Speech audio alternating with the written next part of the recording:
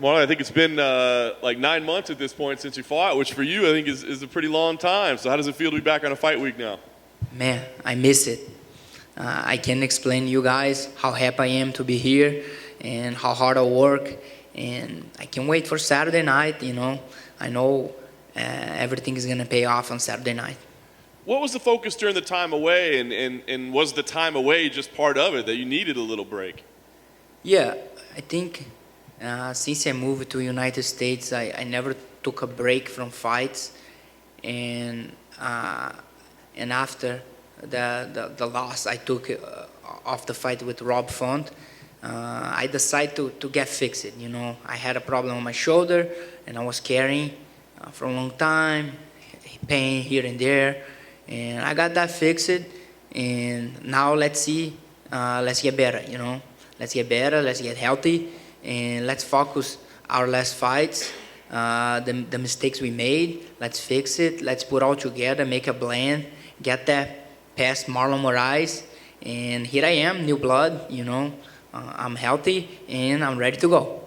Do you have any regrets of taking that fight? I mean, I think a lot of people are like, why are you turning around so quickly? Did you wish, I wish I wouldn't have taken that one? No, Rob Font belongs there, you know, and they asked me, and I thought made sense the fight, and I want to kill him, you know. I was in there to beat him up, and hats off to him, was his day, and we're gonna run that back in the future.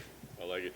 Now that you're back, facing another very, very tough contender, right? I mean, was there any part of you that was like, hey, let me slide down the ranks a little bit, maybe fight somebody a little lower, kind of rebuild myself, or did you want to fight another top guy like this? No, I want to fight with the best. I'm in the UFC, and there's no easy fights here. There's no no's. I never said no, you know. And my opponent, Merab, he been building his record. He been doing so good in the UFC. He deserved that, you know. I'm on the top. He wants to get on the top, but I won't let that happen. Nice.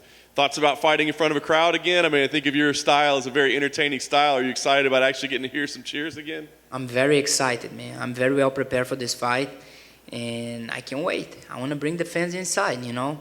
Hey, they can expect a good fight, and very entertaining, and I want them with me. That's awesome. Last thing for me, I mean, as you said, you know, healed up, feeling good. I mean, is it just get a win and just get back on the right track, or do you feel like you want to go do something spectacular, something special to remind people that you're still up there at the top as well? Something great. Marlon, right here.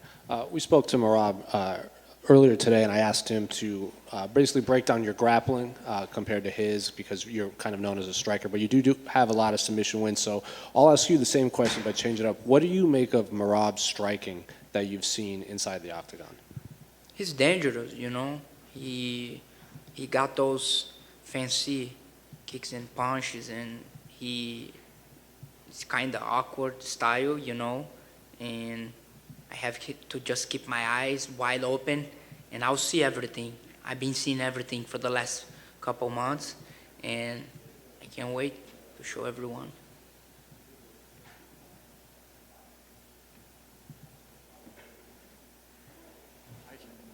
It's not work. Oh, Marlon, tudo bom? Como vai? Marlon, seguinte, você perdeu 3 das últimas 4 lutas, né? Não lembro, acho que nunca aconteceu isso na sua carreira. Qual é a chave, não, me refiro mentalmente, psicologicamente, né, a chave para reverter essa situação, né? Cara, eu tô no UFC. Eu sou top 5 do UFC. Eu luto com os 5 melhores caras do mundo. E na minha categoria as lutas são muito duras.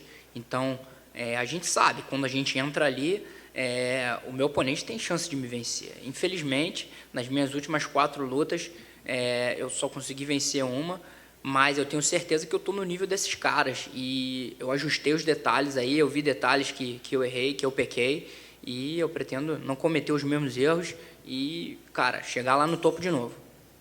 Certo. Esse período que você ficou sem luta também foi um período que a gente viu um pouco mais longe, um pouco mais afastado de entrevista, enfim. O quão importante foi para você, de repente, ficar um pouco mais isolado, entre aspas, para se reagrupar, para voltar a vencer nesse sábado? Cara, eu tava muito focado no meu trabalho, nas minhas técnicas, nos meus skills, e eu tenho certeza que evolui muito nesse tempo. E no sábado vocês vão ver um cara muito preparado. Eu nunca me senti tão bem numa Fight Week. Meu peso está muito bom, mais leve do que de costume, e eu vou estar muito rápido sábado à noite. Teve alguma coisa, você tem algum sparring novo, você trouxe alguma pessoa nova do seu camp, algum ajuste novo que você possa falar?